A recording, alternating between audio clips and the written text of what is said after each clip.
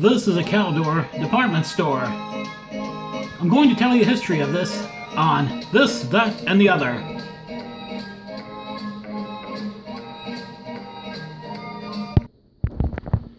Caldor was another department store chain like Kmart, Walmart, what have you.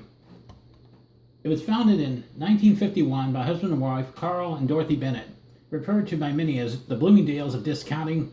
It grew from a second-story walk-up and save operation in Port Chester, New York, into a regional retailing giant. Stores were earning over $100 billion in sales by the time Mr. Bennett retired in 1985 and had 100 stores. While shopping at E.J. Corvette in 1951, newlyweds Carl and Dorothy Bennett had a brainstorm to open up their own discount store that would be different from the average post-war discount retailer. Their vision included several factors that had served as the chain's cornerstones of continual growth and success.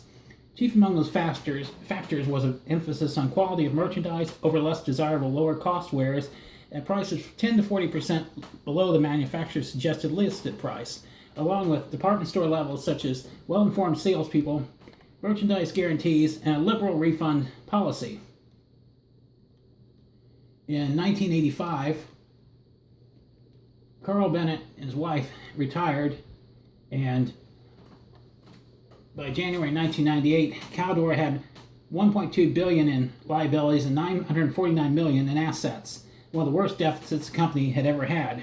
A few months later, Caldor closed 12 stores, mostly in the Washington, D.C. area. And yes, I do remember the Washington, D.C. area briefly having the chain. They had one in Herndon, Virginia, I remember. It came out in the D.C. area about 93, 94 and was gone by before 1999, as far as I can remember. I never actually went inside of one of the stores.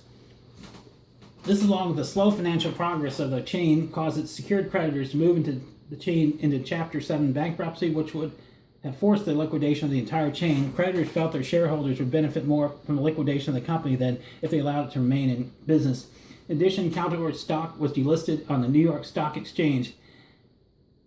Caldor responded by seeking mediation to resolve the dispute, but in January 1999, the company deduced that there was nothing they could do to save themselves. January 9th, Caldor announced it would not place any more orders and would not accept shipments of new merchandise to their stores. 13 days later, January 22nd, Caldor's chairman announced the company had no alternative but to wind down business and lay off their staff at the corporate headquarters in Connecticut.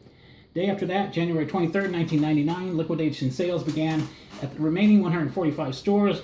By April 1999, most of Caldor's locations were sold off all their merchandise and closed their doors. The last store to close did so on May 15, 1999. At the time of liquidation, Caldor employed over 24,000 people. Many of the stores were purchased by competitors such as Target, Kmart, Walmart. Many Metro New York Caldor stores were bought by Kohl's after the company's closure as part of Kohl's entry into the New York retail market. And yes, like I said, I do remember the chain existing. And here's another one of their logos as well, from 1972 to 1982.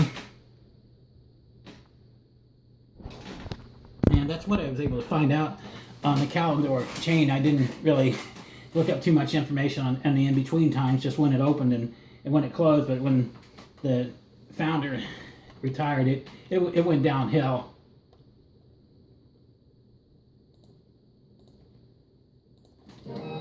Like, subscribe, share. As always, thanks for watching.